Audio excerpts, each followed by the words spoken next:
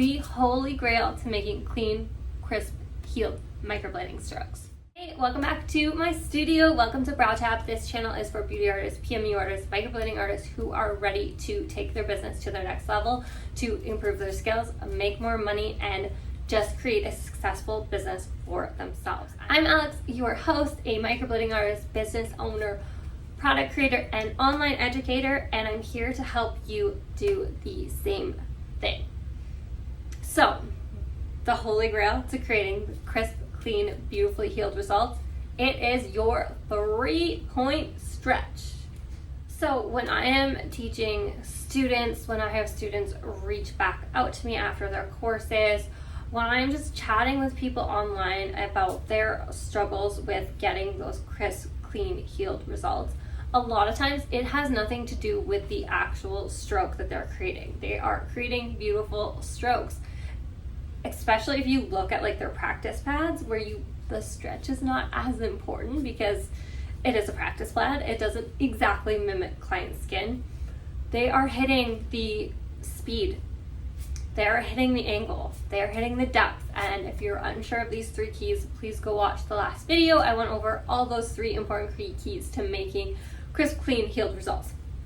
They are hitting all those. So what is missing? It is their 3-point stretch. They are not stretching the skin out enough that the stroke is actually going in crisply, that is actually going in like we want it to, so it can heal properly. When we are doing a 3-point stretch, I do it like this, but that's not actually how it's done.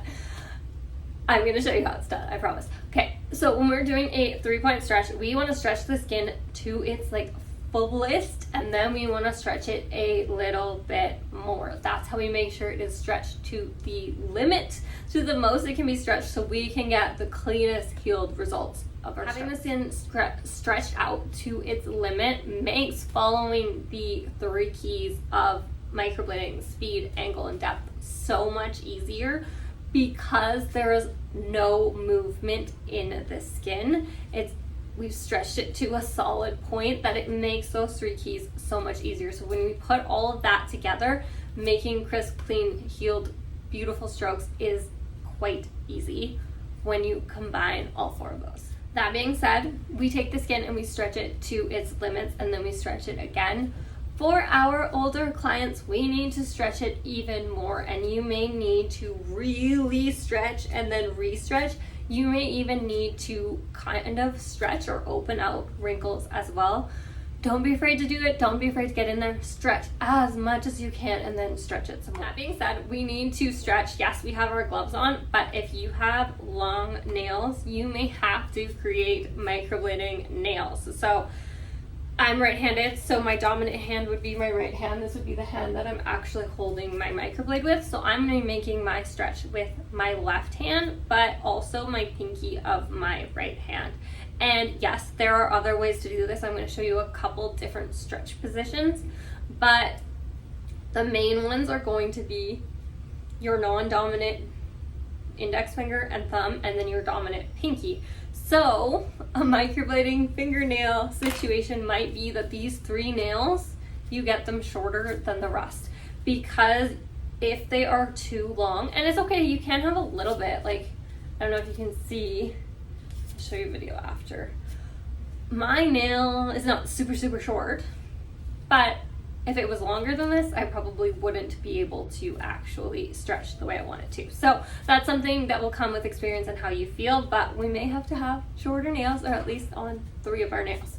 Okay, glove-free fingernails. So like this one, you can see like it's getting to be pretty long. This is my dominant hand, so this nail doesn't actually matter, but if this was on this finger, it would be too long. So this is probably about the length that I like to keep my nails to make sure that I can make that 3-point stretch really well and be really strong in the skin.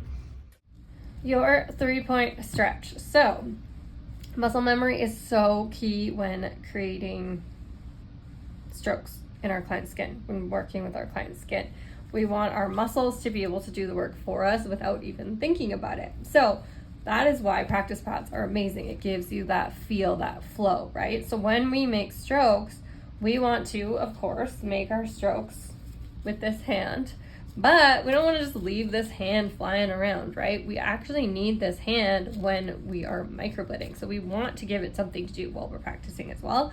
So we pretend to stretch out the skin all 3 ways, because you can see here your 3-point stretch is your index finger on your non-dominant hand, your thumb on your non-dominant hand, and then your pinky on your dominant hand. So if we're just making strokes for fun like this, you're not using that and your hands are not laid out in the same way, especially even this hand is not laid out in the same way as it's going to be with your client's skin. So you go in with your index finger, your thumb, and then remember, when we're on our client's skin, we stretch and then we stretch again. We make it so stretch out, and then we come in with our pinky and then pull even more. So you really have to be holding it at this position with each stroke. So why not do it on your practice pad too, with each and every stroke? And then as you move through the client's brows, you're going to be shifting. So always shifting through to always have your 3-point stroke in place, right? So then when we come down to here, sometimes you got to change it up. You got to go in a different way. So you're still stretching like this, but now we're coming around like this. We're still always getting those 3 points being pulled out, stretched, and then stretched again. So the skin is the most taut it possibly can be to get the crispest, cleanest stroke. The thing about stretching that I kind of want to show you is how much you can stretch the skin and then stretch it again. So we're gonna flip this around because you would normally use your non-dominant, but for me to show you what I want to show you, I'm gonna use my dominant index finger and thumb. So you're gonna push and then push, and you can make the skin so very taut, but then you want to do it again and make it even more taut, because this is you can see all my goosebumps, but this is the stretch, the tautness that's going to make those crisp, super, super clean strokes. And if you notice when I did it the first time, like it kind of slipped a little bit. If you're noticing that your client's skin is slipping, a lot of times it's from our topical numbing cream. We want to make sure we take that cotton round or we take that Q-tip and we dry it off so much, because we don't want greasiness from our numbing to be an excuse for not having the most taut grip stretch possible. Okay, and finally, when we're talking about stretching, please do not mind my mannequin. She has been through a lot of trainings with me, and I like to really showcase mapping on her, but we need a new one. We need a new girl to add to the team. But when you're stretching, for example, pretend she's our real client, you are going to be starting at the base or the front of the brow, and you're always right on the edge, so we're not like actually touching the brow area, and then you're coming in with your blade, and then your pinky is pulling. So your hands are very upward, right? You're not resting, you're not falling down. It's a very upward type thing. And then you're gonna make your stroke. As you move through the brow, you're going to adjust for where the placement is. So now we're going here, and now we're going this way. You're also gonna adjust for the direction your stroke is going in. Same thing once we get to the arches. Let's do a top arch piece.